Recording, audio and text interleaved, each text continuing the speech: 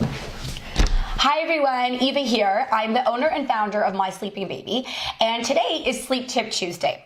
We are going to talk all about blackout blinds and why blackout blinds are so awesome and so amazing and why everyone needs blackout blinds in their baby's room. I'm also going to address a very common concern expressed by many parents around blackout blinds, and the concern states that they're afraid to put blackout blinds in their child's room because they want their baby to be able to learn how to sleep anywhere. So it's a very legitimate concern. I'm going to address that at the end. But first, I want to talk about why blackout blinds are so amazing. So we as human beings are programmed to sleep best in a dark, quiet room. And the reason is because light, whether it's artificial light or natural light, suppresses the production of melatonin, which is the hormone that makes us sleepy. So that's why when we get tired, it's a lot easier for us to fall asleep in a dark room than it is to fall asleep in a lighter room. And babies, of course, are no different. They're little mini humans.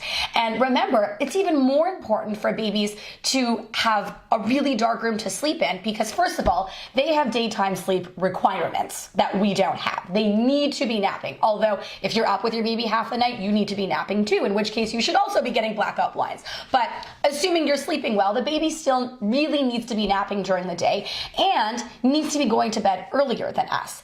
And I'll tell you, I get phone calls this time of year all the time from parents whose babies or children are suddenly fighting sleep.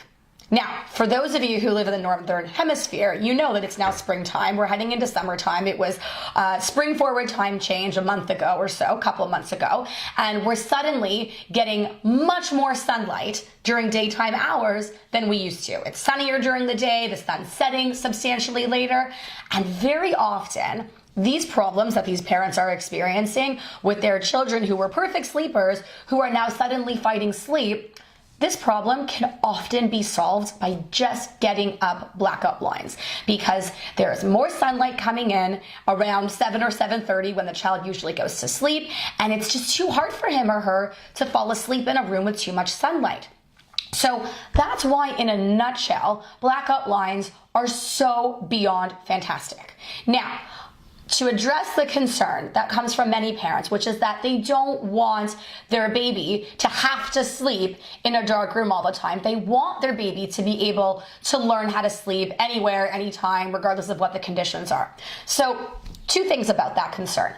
Number one is that it's a bit of a myth to state that you want to be able to teach your child to sleep in an environment that isn't ideal.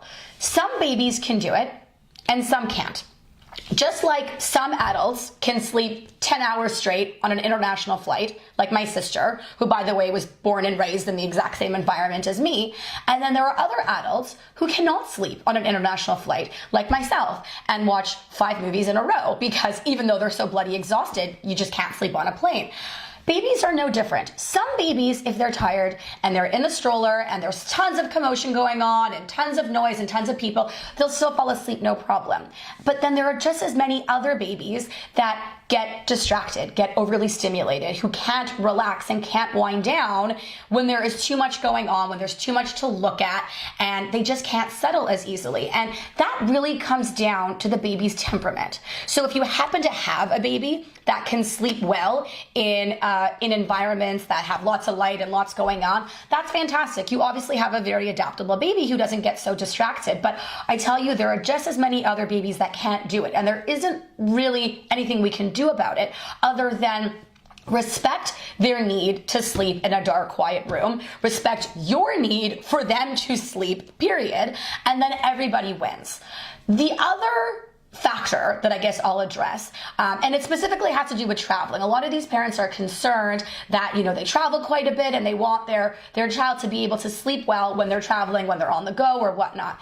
So here's the thing, even if you are an avid traveler, and let's say you're gone 2 months out of the year in total when you add up all of your vacations together, that's still the minority of the year. So for 10 months of the year, your baby is sleeping at home or at daycare or whatnot, right? You're not traveling for those 10 months a year.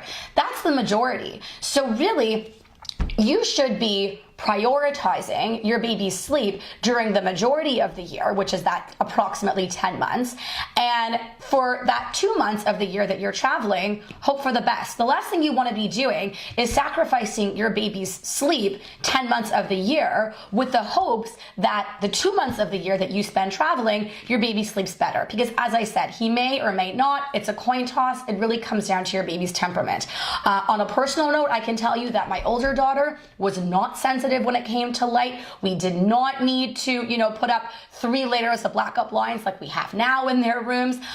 When she was younger, she was able to sleep anytime, anywhere, and was very, very flexible. My younger daughter needed her nice, dark, quiet room or she wouldn't nap.